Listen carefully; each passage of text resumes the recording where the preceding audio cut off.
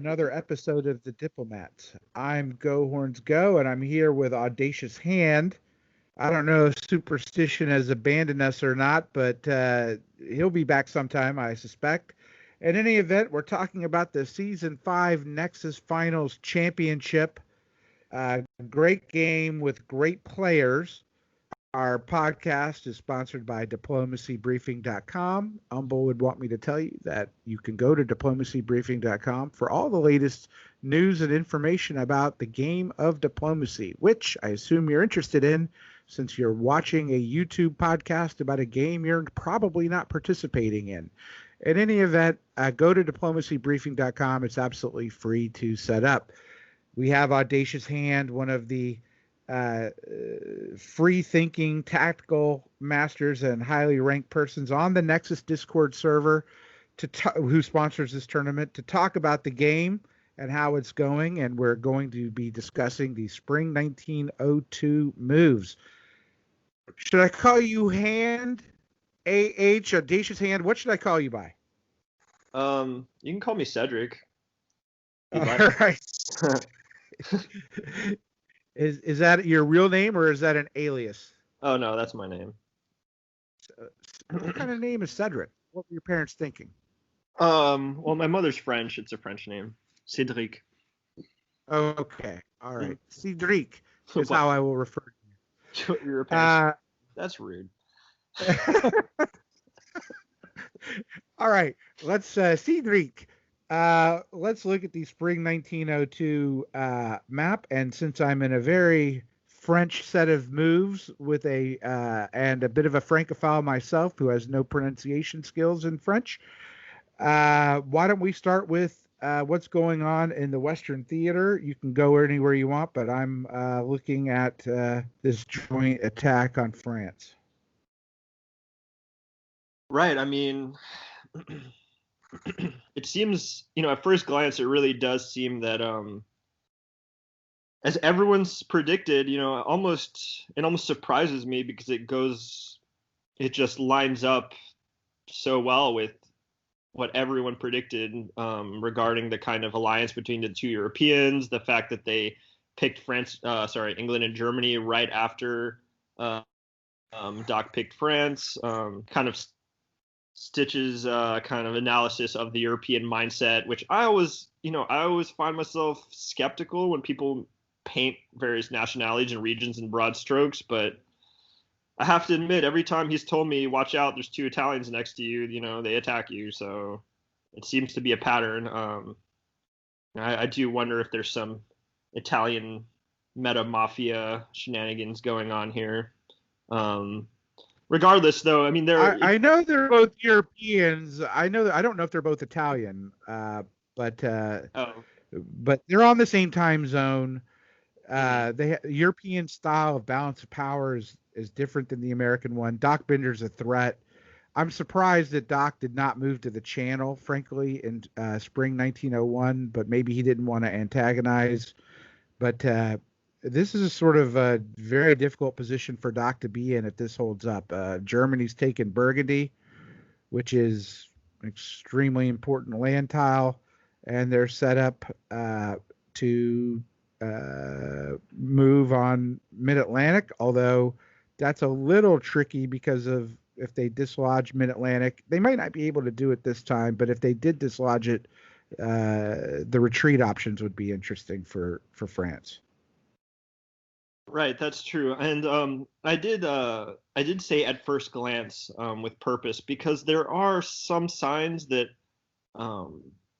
there is still some caution and standoffishness between France and Germany. For one, as you mentioned, the Channel, right? I mean, the fact that England didn't go to the Channel right after the bat, that could be because he's just trying to, coil, trying to, take France a little bit more unawares rather than just putting down the cards in 1901. There's also I was surprised that France didn't get to the Channel. Right, but neither of them did. So, right. But and then if you also look, so Holland held. There might be some reasons for that. But Holland holding seems to be a kind of cautious move by Germany. wants to keep something there to kind of disincentivize England from flipping on them. And there is a little bit of an opportunity cost there because, as you can see, Germany moved to the Baltic, and we can discuss that theater in a moment. But if it was me, I would have been strongly tempted. I probably would have moved Holland to Kiel. Once you hold the Baltic, that just gives you one more threat, right? The threat of a convoy into Livonia specifically, or even into Sweden. Something where you can start pushing those armies into Russia. On the other hand, we discussed that there might be some arrangement between England and Russia last episode, namely the fact that England took Norway with a fleet, the fact that Russia built an army in St. Petersburg rather than a fleet. We thought it might indicate that there's some kind of arrangement. Russia only moves armies into Scandinavia, England only moves fleets. That at least on the surface, that appears not to be the case, since England did support Germany into Sweden. England could have also told Germany is doing that and then leaked the move to Russia. Though on the other hand, I think there was a mistake for Russia not to block Germany from the Baltic. I would actually prioritize the Baltic over Sweden at this point, especially since it's fleets attacking in Scandinavia. There's only so much they can do. You lose St. Petersburg to a fleet. That's kind of making lemonade out of lemons. That's something I would almost allow to happen. Whereas the Baltic is going to be an irritant for a long time.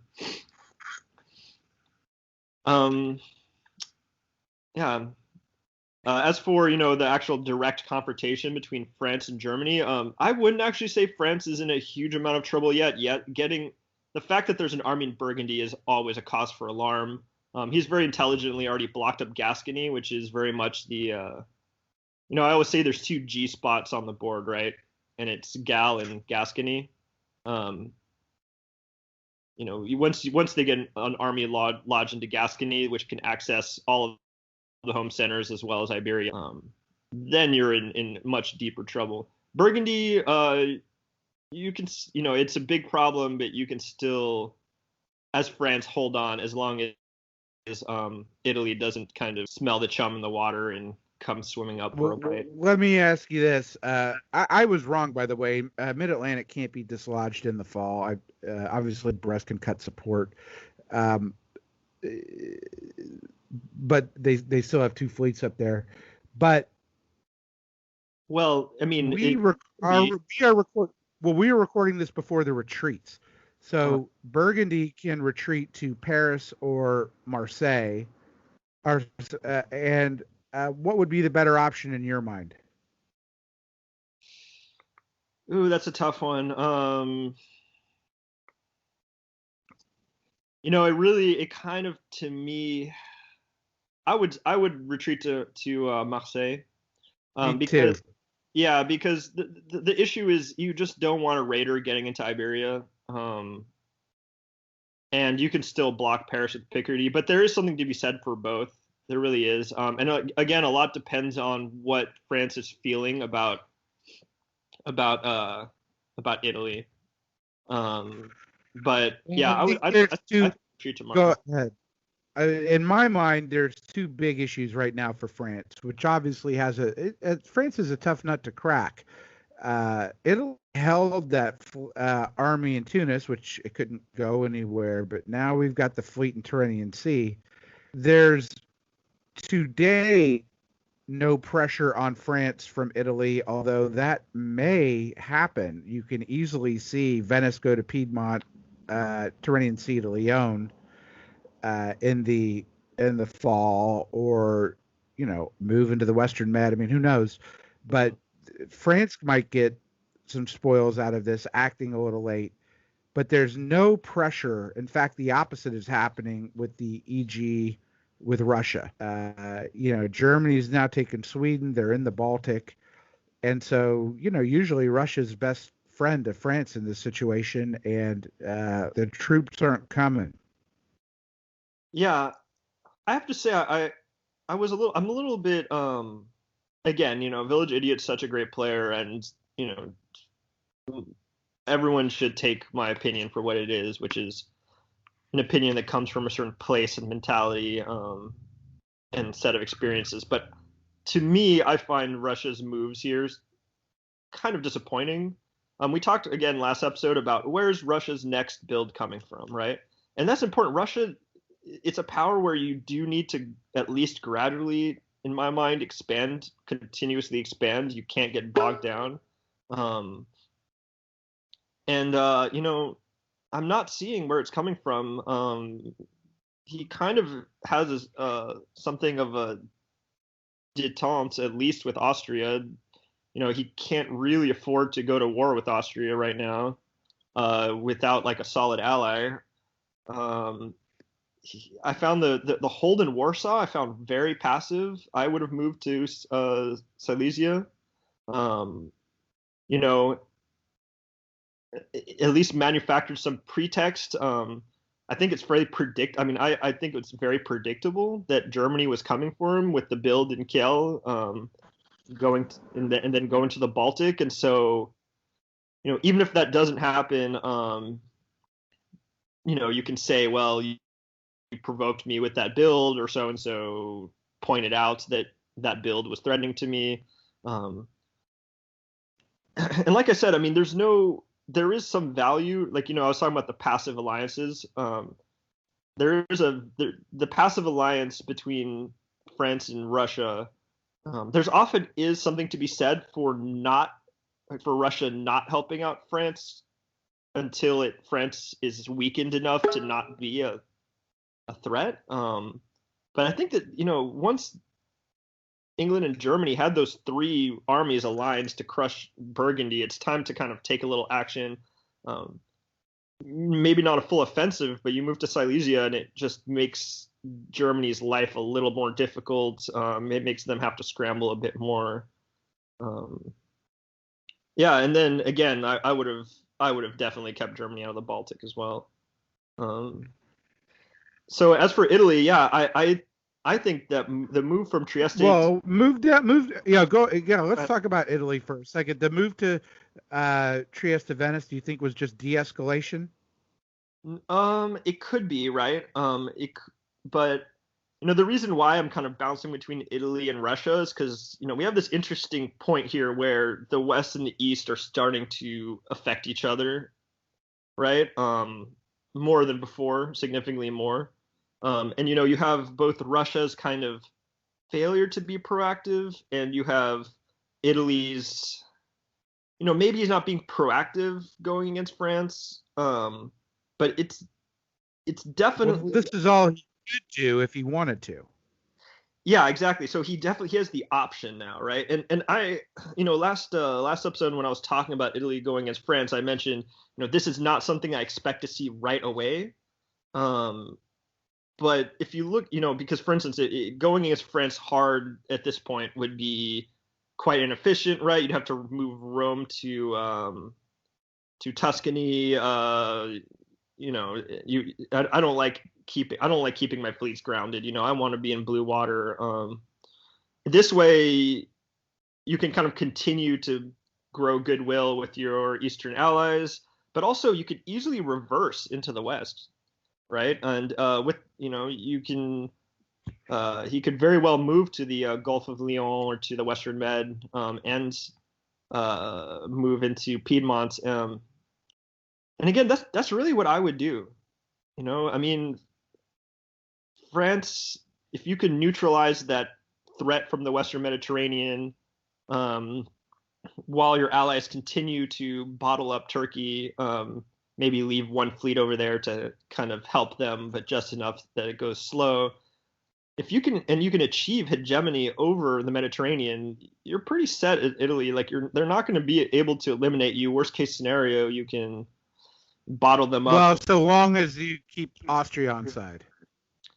But even Austria, yeah, you got to kind of watch Austria, but it's not so easy to attack Italy by land, right? And that's where, Austria might have given Italy quite a concession by giving up his port in Trieste. Um, because of Switzerland, the land border is for Italy is quite defensible, and Austria is not going to have French support, in attacking Italy. He's likely not going to have Turkish support unless there's a pretty dramatic reversal in fortunes and alliances over there. So he doesn't really have a naval partner to help him into Italy, right? Um, Once Italy has France and Turkey neutralized, I would say he's guaranteed at least to survive to the end of the game. Um, so yeah, I mean, the question is, would his allies accept a move to the west, or would they turn against him for not moving exactly as they want, if that makes sense? I'm going to throw out something a little strange. Who's in the worst position, France, Russia, or Turkey? I mean, it's really tough, right? I mean, you'd have to say you'd think France, because of the army in Burgundy, that's it borders two of the home centers. It borders some other tiles that are kind of almost game ending. But France again, like unless Italy smells that chum in the water and gets a little hungry, France can hold out long enough for some other powers to bring pressure to bear. Um, but it is true that Russia is pretty contained right now, and it's going to be tough for Russia to put pressure on Germany when Germany has been so much more proactive in kind of putting him in a vice grip. It seems to me that the issue with Russia here and is Koch's move, playing Turkey from Smyrna to Armenia. You know, not worried about defending against a Lepanto, but now making it super tempting for Austria because he can cut support to Sev to take Romania. There's a lot of issues I think Russia may have to worry about because they're so weak and off balance. But the general meta is to try and take out Turkey, and not leave them with too much hanging. But they've got them pretty contained. I don't know if I'm sure Konk is pitching that he's just disappointed with Russia and he'll do anything for Austria, Italy to go against Russia at this point. Yeah, I mean, I think he will defend against Lepanto. I think he'd be crazy not to. Well, Bulgaria will retreat to Khan, and Aegean will probably move to, Smyrna. The convoy probably goes through to Syria. I mean, they don't have the Aegean yet, but there might be an offer in the fall, right now, because I mean, Russia's not going to get Sweden, and Russia doesn't have another build, so they got to pull one off the board. Where are they going to pull? Probably up north. Yeah, I mean, Russia, like I said, I mean, Russia's problem, and we are already pointing this out, is just he has no avenue to expansion. If I was Russia, I would, and even though this goes against my nature a little bit, I might defend Romania this turn. I think that everyone is aware that army in Armenia is probably going to try to block a Lepanto, just because it's such a death blow if Italy lands that army. And like as you said, I mean, the temptation is there, and again, that shows it. That hold in Warsaw just seems so passive. I mean, I was pushing for a move to Silesia. I mean, alternatively, even a move to Ukraine, it seems like he doesn't really. They want to leave Galicia open, as a continued sign of their friendship, of what they've gone through together. But yeah, I mean, even Ukraine would give you some kind of defensive chops. You could maybe excuse it as you're trying to move towards Sevastopol or something. Let me ask you this. We see an air, or at least we see an AI and an AR with Russia, with Austria sort of aligned with two good folks. But could Italy be moving towards France to help it? That would relieve pressure off of Russia and prevent this EG from making much more progress south or north? Or do you think if it moves towards France, it would be to attack to pick up dots? Well, this is one of those situations where I think that there's a fine line between going to help France and going to take France's centers. I mean, if I was see, for example, Finland, or see, for example, Czechoslovakia in World War II. We're here to help. Exactly. I mean, like, that would be something I would definitely be talking to France and reassuring France that I was sending a fleet towards, sending a fleet west to help as soon as possible, right? And that would actually enable you to kind of occupy key territories and kind of stymie the English advance while also opening up the opportunity for kind of crushing Iberia and the Western Mediterranean in a way that you don't risk England getting too far and blocking the mid-Atlantic, where and starting to kind of threaten you. I almost wish Superstition was here, because we have somehow been fated to play me Italy and him England while we bounce France back and forth as like a hapless, ally to both of us while we slowly eat away at him. That's happened several times. So it'd be interesting to hear his side of that kind of experience. But yeah, I mean, I'm here to help would be a good move. Yeah. And that would actually enable him to maybe like keep a little bit more in the east and just kind of start trickling your kind of peacekeeping force west. But my only concern there would be that, I mean, do you want to trust that you're going to be able to creep up on Doc and put yourself in that position? Or do you want to just kind of kneecap him before it's too late? But what you said is true, right? Like Italy, if the primary axis of this relationship might actually be Italy and Russia, which is a much more natural alliance than with Austria and Russia. So Italy might be getting concerned for Russia's safety, for Russia's precariousness in the Balkans as well as in the north, and want to relieve some pressure. But yeah, those things aren't mutually exclusive, like I said. Now, the other thing I want to talk to you about is both you and Village Idiot are superior players.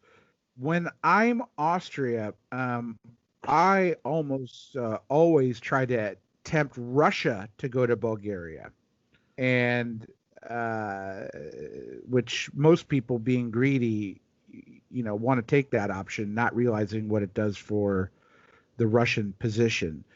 I think Village Idiot made the right call here, and I don't know if that offer was made, but putting Serbia into Bulgaria, but given that Russia, and it's only a spring move, but given this situation, do you think that was the right call, or do you think that Russia should have tried to, put Warsaw into Ukraine and asked Austria for help down into Bulgaria? I mean, I can see what you mean. That does put Russia a little bit out of position. I just, Russia just doesn't have a great leverage. Even if he wanted that, doesn't really have great leverage to get anything from Austria right now. And I think, sometimes people overthink playing Austria. And I've definitely done that. But the thing about Austria is that you seem, at the beginning of the game, you're so vulnerable. and everyone kind of likes you because you're not, and you know, you're not their largest or most outstanding threat. And everyone wants to use you as an attack dog, right? So they're feeding you and feeding you. Um, and the trick is Austria is just to continue cultivating that goodwill and getting those meals, and eventually they wake up and their attack dog is some kind of hulking leviathan that comes back to bite them. So really, what Austria needs to be doing is just keep pumping out armies, you know. And once you get Austria rolling, it turns from a vulnerable country to just to a power that's really hard to deal with and that can really strike out in any direction. And you know, and Russia's really playing with fire because Austria has a direct line into Russia's heartland. Galicia might be open, but they are not even in power around that tile. You know, Austria is going to get another build here. There's going to be another army there. He's continuously able to support into Galicia at any time. And from there, kind of move across the stalemate lines. Yeah, I mean, Russia is in a bit of a precarious spot. You know, now you mentioned it, I almost, you know, France and Russia are kind of in this hot water together. It's really hard to pick one or the other in terms of who I'm worried about.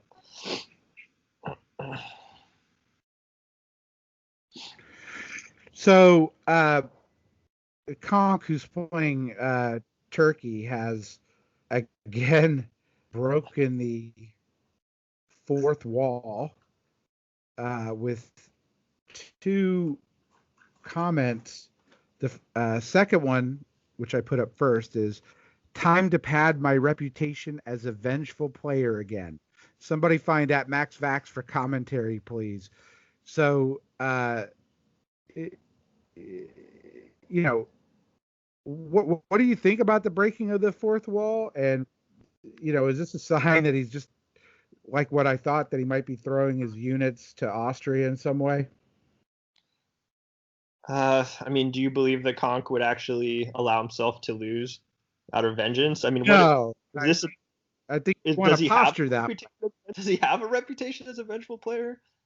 I mean, I don't think so. He stabs a lot. I mean, but he, you know, you can't say his stabs are dumb.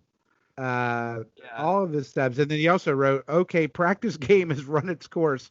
I think we're all familiar with the interface. When do we start the real one?" Yeah, well, I don't blame him there. I mean, succumbing to a three-way alliance as Turkey, it's almost worse than getting just, you know, drawn and quartered as Austria or something, because it's just such a drawn-out process. It's a slow death. So I don't blame him. Yeah, as for being a vengeful player, I mean, I've never played with him, but I don't know if that's really his reputation. I mean, if it was you sulking and saying you were going to throw centers, I would be a little worried.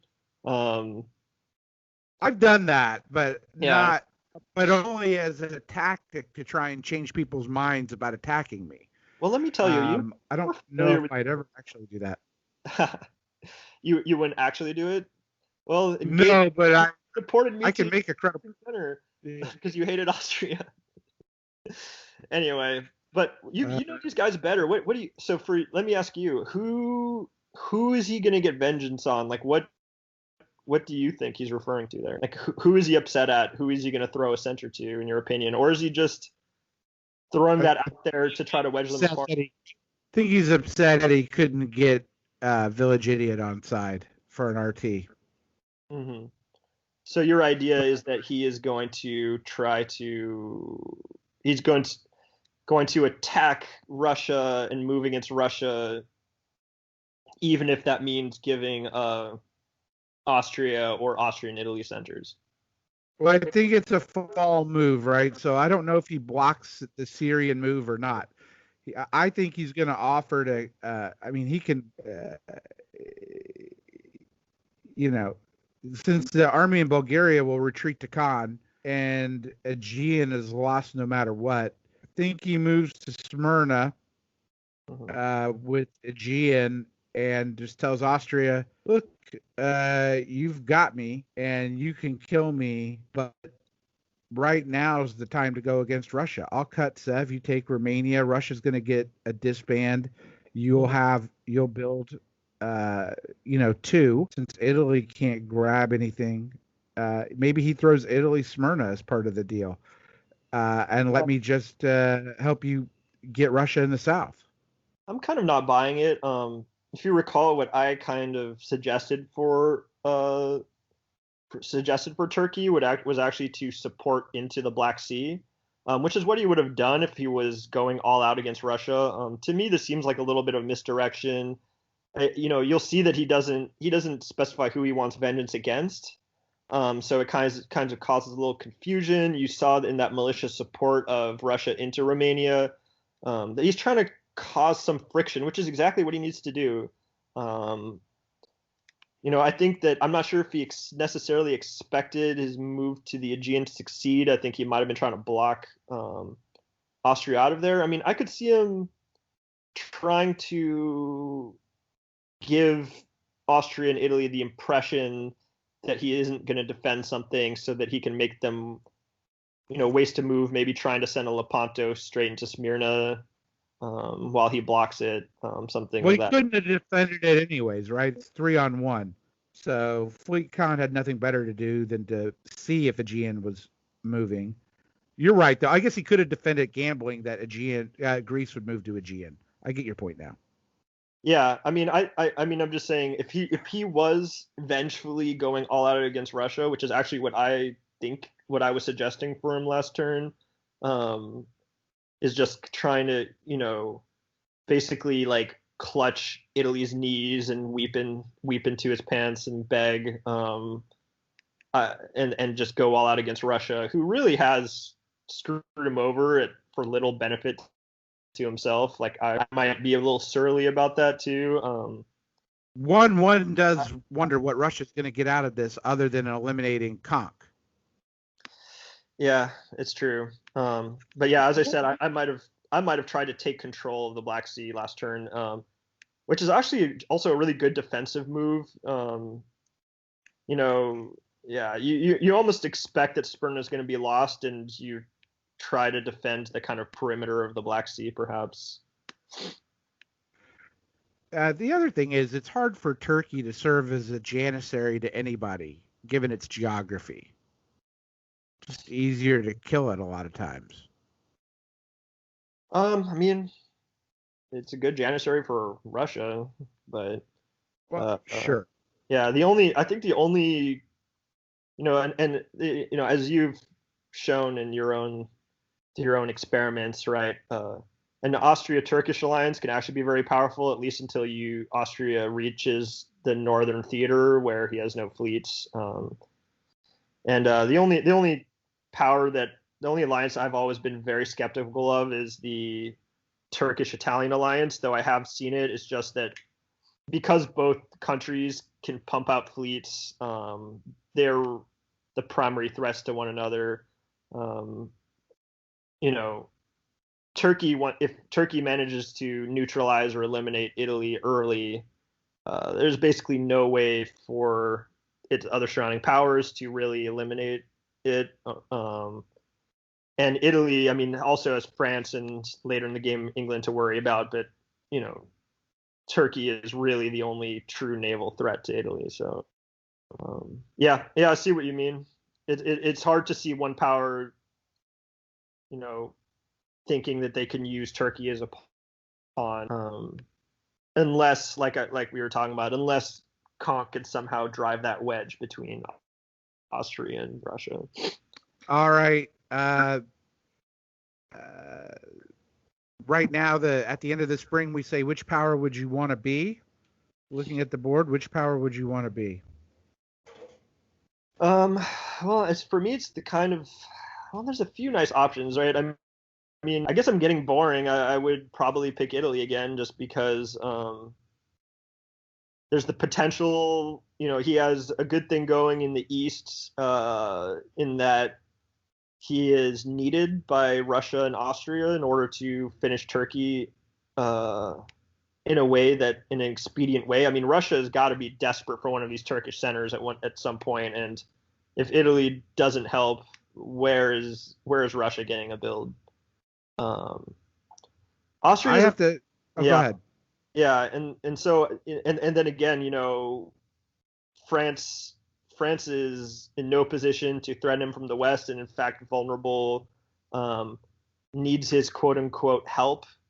Uh, that's a just beautiful place to be as Italy. I will say, both England and Germany have a good position and a fun position too. I mean, I love that Germany has the Baltic. That opens up so much. I love that Germany was proactive enough to, a lot of people are so scared to open up a second front that they wait too long to do so. And I think that's often a mistake with Germany. Germany needs to go west and east in the fastest succession possible, in my opinion. So yeah, taking the Baltic, uh, you ensure that Russia will not have the Baltic. You have a bridge straight into Russia. It's a nice position. England's their spider web is starting to come together. Um, I don't love having a fleet just sitting in Norway, grounded, with St. Petersburg tapping to keep it there. That's just a function of the fact that he put the army in Belgium, but that does seem like a bit of a static unit. Though then again, he can also, if he can keep Germany focused on Sweden to no avail while just kind of sitting there, that might be a good way to passively limit Germany. And I tell you, in my mind, uh, the best position on the board right now is Germany, and I don't really think it's close. Germany, Sweden. I doubt he's going to let England into Sweden. He can build an army credibly so it doesn't look threatening to England. He can convoy that army, or he can, since Burgundy's been taken, he can go to Prussia and Silesia. There are so many options right now for Germany to grow, and he's got England totally locked up uh, against France. And France, so England has nowhere to go other than just being involved in this sort of lockdown France. England has no armies other than the one on the continent. Germany can take that army anytime it wants. I love the German position. It's a long game. If Germany stays patient, I think they can build. I'll be curious to see if the deal was I take Sweden and I'll get you into St. Petersburg. But that's going to be, that's not going to happen right away. So I just love the German position. Yeah, I have to say in terms of, yeah, the German position is beautiful. I mean, that's kind of why if I was Italy, I would definitely be thinking hard about helping Germany with France so that you get those centers before it's too late. And not only that, but because, I mean, if they can form a truly, truly strong alliance and they have that north-south kind of axis going, and they both have this incredibly dynamic position where they can go west to east, that could be a real powerful alliance. It really could. But yeah, I agree with you. Germany's looking good. I mean, not to mention the fact that that English army in Belgium is kind of at his mercy. Like he's allowing that army is in Belgium at Germany's pleasure, right? Um, However, I would say I think you're overstating how locked up England is in the sense that, we were talking about this a little bit beforehand. England is a power that can expand so rapidly once you get that spider web of fleets in place. He doesn't, the problem with England is that there doesn't seem to be a path to a center. But let's just say, in theory, if you work things out with France, you move to Helgoland Bight or into SKA, and the North Sea, and suddenly you are threatening many of Germany's centers. Or you can take Holland now at will. I mean, there's little things that can be done, but those would be when I was inexperienced in the finals, like crazy stuff that I did. I don't know if history will repeat itself, but that's kind of crazy stuff I was doing. I was so concerned about growing that I didn't care about anything else, which was a bad idea. Yeah, and I think that's exactly what I'm saying. I'm not talking about next turn. I'm just saying England is one of those powers where if you put your fleets into the perfect constellation and you get, let's say, one center, and you have that convoy ready and you're all ready to, you can very, very quickly crush certain parts of the board. You can crush basically the whole northern coastal area. Is very, very susceptible to a change of fortunes, to a change of sides by England. Um, but frankly, I don't see that as something that's happening in the near future.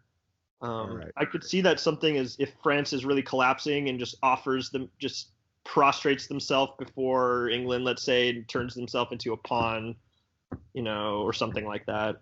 Or Any if word? it's a more Any words? Sorry, the time is running short on both of us. yeah. But any final words about where we're at? Um, I mean, it's interesting, right? We could very shortly be reaching a very classic mid-game situation, which we actually haven't seen in many of the finals. Many of the finals have been super, Fluid. fluid, mercenary, whatever adjective you want to put. But you do seem to have some pretty strong alliances here. You got the English-German bloc. You have Italy, Austria, and Russia. We'll see how long that works. I don't. Did you see someone posted that link to Austria's game 26 performance, which was actually a three-way draw between Italy, Austria, and Russia? Pretty interesting. No, I didn't see that. It wouldn't surprise me. Go look at that final board. I mean, I find three-way draws a little bit unsatisfying, but if you look at it, I mean, he was Austria and ended up with a Austrian army in London and an Austrian fleet in the North Sea in a three-way draw with Italy and Russia, which is just so thrilling. It just makes me tingle in a good way. But I really wonder, I mean, maybe that experience is serving as kind of inspiration, and that will hold. Um, but we'll see. I have my doubts that those three can stick together long term, but it will be interesting to see like if these are the beginnings of a fairly solid alliance structure for the kind of mid-game showdown. Okay. Well, Audacious Cedric, thank you for talking to us today. This will be posted not only after the retreats, but after the winter of 1902 concludes. So, best of luck to our continued finalists and contestants, and we will see you for the next podcast. Thanks so much. Awesome. Yeah. Talk to you soon. Okay. The podcast you just heard was recorded by Audacious Hand and myself, Go Horns Go, but we didn't see the retreats. We only talked about the retreats, and we had a very interesting development with the retreats. So we called in both Hand and Superstition to do a quick addendum to our analysis. Now, Superstition, or Stitches, as we've grown to know and love him, was not involved in the original analysis. So I want to get just a few minutes of thoughts on what he sees here in general on the board, and then we'll talk about the retreat. Stitches. Yeah, you definitely see a really strong EG. They're working together on every front. They didn't move super fast, but they're moving steady together, and I like that. Unfortunately, kind of calling the European alliance. It looks like they're worried about the top players. So when I start a board, I'm like, all you need is 4 countries to run the map. The other 3 are in the minority. So if you look at Russia, France, and Turkey, they have some of the stronger reputations. So all you need is a strong AI and an EG to really make sure that they stay in check. With the Trieste move, I think that was great. I think that's Austria giving Italy. Trieste to Venice. Well, I just think that giving Italy Trieste allows them to go west, because a lot of times an AI gets messy with units everywhere. But the fact that Russia isn't a threat to Austria, that unit's not needed. So it frees up Italy to move west and help versus France while they sweep the corner with just the fleet. I agree with with Cedric that Russia's in a bad spot. It's just Turkey has decided that there's one enemy and that it's going to be the biggest target, and it makes sense because logically a jug would form here, but I think there's enough animosity that by moving to Armenia, he can try to force an AT because it automatically gives Austria everything and pulls all stress off of them. With Italy backing out, Turkey can't really court Italy as easily. So I think that was his only bet, and I don't know how good it's going to be. But even if he sacrifices SMY, then Russia has to determine whether or not he's going to bounce in Black Sea or cover Sev. So it's a good play, I think. It's definitely risky. I heard that the disband in Bulgaria was an accident, but I'm not 100% sure if that's real or not. Conk posted it was an accident, but I've played with Conk many times. I don't believe it for a second. Yeah, I don't either. My thought is the only explanation is Conk is it's the most anti-Russian thing you can do, and Austria is forced to have a choice now. Mm-hmm. Take Constantinople and automatically name your next target as Russia, or hold Bulgaria in the fall. Well, I was thinking differently. If he's courting the AT, then he could actually just sweep up to Romania with double support, or even single support if Armenia is going to tap, and then you have an extra fleet that Turkey can pump out against Italy. So, well, he can't actually. He loses center, so he doesn't actually get a build from that disband. But I had the same thought in that he can now. Austria can take Romania with complete confidence, right? Because there's nothing in Constantinople. There's correct. no threat that Turkey will even tap to stop that attack, even if Austria doesn't believe that Armenia is going to tap Sevastopol. It leaves Romania exposed as a temptation, and it's also taking Romania keeps your lines solid versus kind of extending yourself into Anatolia. Frankly, it's a brilliant move. It would not even occurred to me, but it's frankly brilliant. And the political theater in the public chat is just icing on the cake. But in my opinion, it's obvious that it's intentional, and it's obvious we never considered it since we recorded 43 minutes without even considering it. But if you're going to hold in Bulgaria, I don't think that that's a good idea unless you have Turkish blessing. You're just hampering your ally if you're switching allies like that. I just feel like a sweep to Romania would be much better. I read it differently. I don't think it's an AT.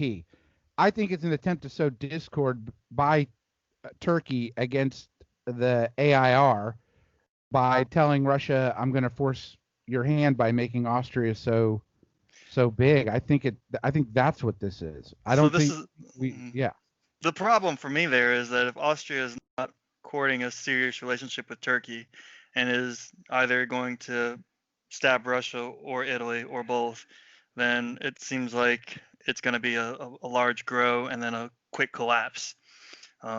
Stitches. So do you see Serbia going to Romania in the fall of 2002, going to Khan, or holding? I'm going to put you on the spot. I mean, if it was my game, I would pull Bulgaria up to Romania. And if you still don't like Turkey, you can bring Greece up to Bulgaria too. It just depends on the conversation with Turkey. But I don't think flailing and stabbing everyone around you is the greatest idea either. So with Austria, it's like pick an enemy and try to keep as many people nice to you as you can. Well, if it was my game, I would hold. Not my old game where I used to be sort of greedy, but the new patient game, which I learned in the 10-year top board, is what you have to be. I think I would hold to try and not, if I wasn't working on an AT, and I'm not convinced we're seeing that. I just think it's to sow discord. I would hold. We shall see as we get to the fall 1902. Thanks, guys, for coming in on this brief addendum, and this will be posted shortly. The moves have processed for fall 1902, and then after the winter, we will come back and give you our thoughts on fall 1902. Thanks, guys. No problem. All right.